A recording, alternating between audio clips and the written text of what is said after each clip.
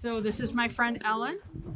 Ellen is one of our native interps, and she's going to tell you about her culture and some of the artwork that she does. She's a beautiful artist. So Ellen's gonna tell you all about her culture and her artwork. Okay. Look what I found! Look what I found! Look what I found! So excited! Hi, I'm Matthew. And I'm Susan. Together we love to travel. One of our favorite places to be is aboard a Norwegian ship at sea. Good food, drinks, and friends. Make a relaxing trip indeed. So come along with us as we let the sea set us free.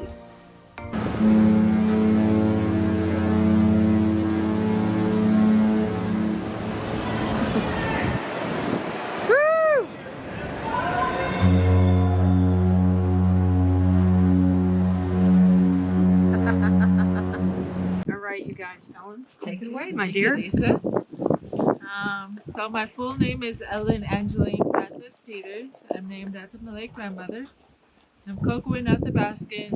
I come from Fairbanks, Alaska. I was born and raised there. I'm 23 years old. My family comes from Nolado, Alaska. It's along the Yukon River. Our clan name is Caribou Clan. Within Nolado, there's like 200 of us, but we do extend to other villages, so about like 600 at most. But that's just within the villages. There's a lot of us in Fairbanks, a lot of us in Anchorage, even in the lower 48. So we're very spread out. Some of our traditions are beading, sewing, and hunting. I was taught, and to keep the tradition alive is by beading. And I'm very grateful I was able to do that. I was taught by my mom and aunt at the age of 10. Except for one thing is, they only gave me one pattern. So for 13 years straight, I was making earrings. I'm surprised I never got bored of it. But no, I think what helped the most was making all different kinds of patterns. But they gave me 3 starter patterns. They gave me a heart, a rose, and a bear. But ever since then, I've been kind of like making my own patterns, kind of like modernizing them. For example, I make emoji earrings. I also make zodiac signs, other kinds of plants, other kinds of animals. It makes me very happy I get to do this. And I think there's a reason why my mom and my aunt both taught me what they taught me, is because with the beads, the type of beads I use for my beadwork is very small beads called delica beads. They're very precise beads, which makes the beadwork very detailed. Like small cylinder shaped beads with flat ends, so that what makes it detailed. I got an example right here. This is like my emoji earring. If you guys want to like look at it. Yeah. That's an example. Oh wow. How long did that take to make? Just like an hour or two. I'm very happy with my parents. I think it's also another reason is that my mom was in her 50s when she taught me, so she had me in her 40s.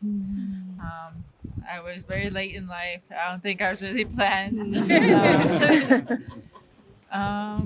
My dad was in his 50s at the time too. Like I said, I wasn't planned. But I feel like I was very much a surprise to them, but I feel like there's a reason why I'm here, why I'm talking to you guys right now.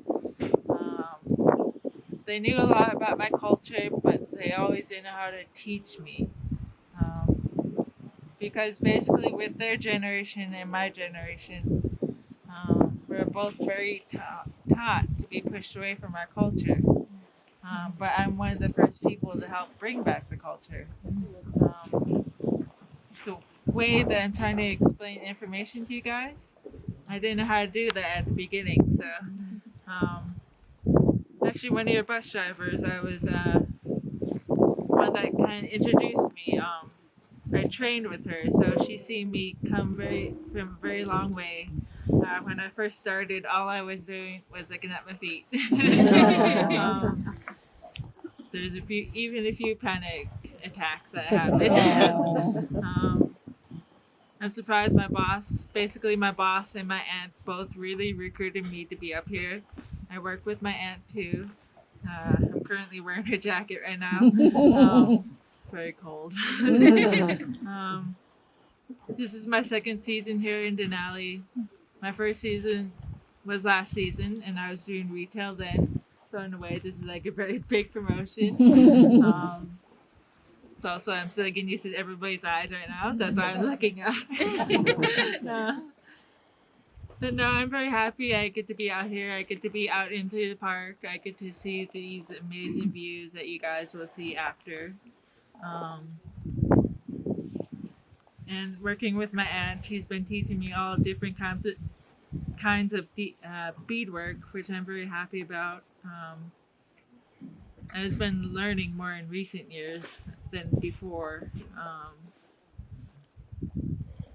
During my last high school years, when I really started solidifying that I wanted to learn more about my culture, because the school that I went to, they're teaching my traditional ways, which I thought was very cool.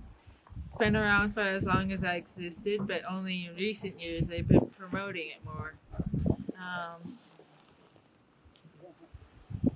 It goes from middle school to high school. There's like 200 kids at most within the school. Within my graduating class, there's like eight of us that graduated. Sorry, I have a really bad stutter. Doing great. Thank you. During that time, they're teaching the women how to bead and sew. So during that time, I got to make my own dress. It's a traditional dress that my people like to wear. It's called a kuspak. Our people are very much known for trading with other groups of Alaska. So a kuspak is mostly for the Yupik people. But like within the past few decades, we started claiming it as our own. But it's not. But like I said, that's a history behind it. And for the men, they would teach the men how to cut meat. But anything in between, they'll teach within our history and culture, which I thought was really cool. I did enjoy this school because it is more oriented around like arts and crafts more than anything. The school I went to before that, it was very sports oriented school. It had like over 1,000 kids. I really did not enjoy that school so much. But yeah, that's basically my life when it came to school. The slippers I'm currently wearing, I actually got it as a graduation gift from one of my teachers. I'm very grateful for her. She really didn't have to give these to me because these are very expensive and very hard to come by. But I'm very grateful for her to give it to me. The fur is actually beaver fur, and then the bead itself. Like somebody asked me if like you do each bead through the slippers, but we do not. Like we just make a patch out of it and then we sew it on after. But yeah. The slipper, I think it's on brand. I think it's like bear paw or something. But yeah, that's what my people do with the kuspuks and the wear that we wear. We mostly wear it during our traditional events that we celebrate, either in Fairbanks or even in Nalado. But like both are very different just because one is more spiritual and the other is just more for fun. During the summer or winter or fall? Yeah, during the summer. But there's some during the winter. Like with my family, there's this thing that there's like one of the main events that they celebrate is called a stick dance, and that's where we all come together and take the time to honor the people that have passed away. It goes on for 3 nights. It's a very spiritual event. We get to wear like these kuspuks and wear beaded work. But traditionally, that wasn't our wear. Traditionally, what we wore, our people wore, is either moose skin or caribou skin. The way you would make it during the fall time weather like this, you would stretch out the skin between two trees and start getting it nulu and start scraping off the moose guts, and then let it dry for a bit, and then you repeat that process until you get to the right consistency, and then after that you could leave it the way it is, or you could smoke it, meaning like you could put moose brain on it and kind of like tan it in that way. But either way, you can make dresses out of it, make vests out of it, put beadwork on it, or interpret it into your jewelry. With the type of beadwork that we do, for the women, it was always floral patterns, and for the men, it was always animal patterns, just because that's a very much spiritual for them. The spirits that animals could hold is very strengthening for the men. But those are the examples of what my people wore. We still wear to this day. And then during stick dance, the foods that we eat during this time is a lot of meat or even berries, because back in the day, that's what we had for our diet. We didn't have any veggies here. That's why the long winters we had. But we have places like Costco or Walmart that help us out now. So with some of the meats that we eat during this time is moose, caribou, bear, beaver, salmon. Those are some of the examples, but basically any animal within this area we eat. Some of the berries we eat is blueberries, cranberries, raspberries, blackberries. There's even a berry called salmonberry. It's a lot like blackberry, except it's like a red, yellowish color. They're much more sweet, and we can make a lot of different kind of desserts with those. And the way you guys eat beef, we eat moose meat and caribou in a very similar way. So we make all kinds of different dishes with that. We even make our own bread, so we make fry bread. The way you would make it, you put it into a circular shape, and then you put it in a pan of grease, kind of cook it like a donut, so you're cooking one side and then you're cooking the other side. Then when you're done, it comes out very airy, very crispy. You can eat it with your bowl of soup, or you can have like powdered sugar on it, but those are some of the examples of what my people do. We even make our own traditional desserts, so we make things like fish ice cream. It tastes how it sounds. So the way you make it, you would smash up white fish, smash up blueberries, mix it together, let it freeze, and then serve it as it is. It's a very required taste. So I did not like it growing up. I would just eat it for my parents' sake, just because that's what my parents grew up with. But only in recent years I've been liking it more. I think there's a reason to that. They've been adding things like yogurt or whipped cream to it. So sugar really helps out the situation. My parents were really sarcastic with me because of the sugar part of it all. That's what my people do during these times for a stick dance. During Memorial Day is when you start setting it up, deciding on who you want to honor during that time. Then later on in the year, you celebrate it. Like so during the winter time, I believe. With everything I told you so far, this is what I personally could remember, because there's only a few years out of my life where I got to witness my people doing this. So I was like 5 or 6 at the time. I'm surprised I remember that much. But yeah, it makes me very happy I can still remember this. I remember some of my family within this process.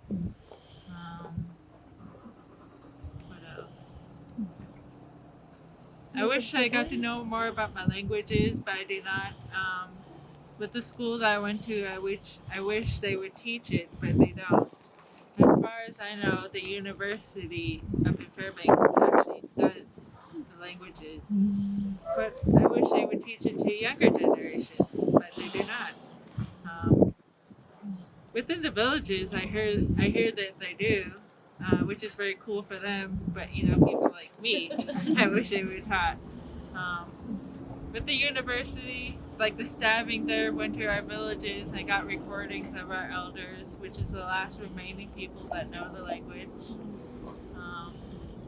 I'm very happy that they did this, that they're teaching all different background kids nowadays. So it's like one way of keeping the culture alive.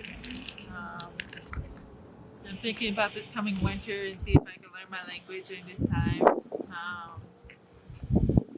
I'm still having to figure out the name of my language because it's very different from the name of our people, which I think is a little bit weird, but at the same time, I think there's a reason to that. The name for our languages is like the original names. The name for our people, like Athabascan, that was a given name to us. That was given by the Europeans. My aunt doesn't like the fact that we're called Athabascans because that's not our name for our people. Back then, originally what we called our people is the Denali people, which is very short for Denali. It's very central to this area. It's mostly not central to Denali, but like places like Fairbanks or along the Yukon River, stuff like that. Originally, the Atna people are actually from this area. A lot of them stay in Cantwell now.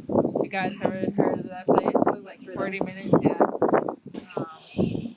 But yeah, that's some of the things that I learned so far. With my aunt that I work with now, she's been teaching me a lot about my culture. I'm very grateful for whatever my parents were able to teach me, even though that was a little bit, but it's more than most.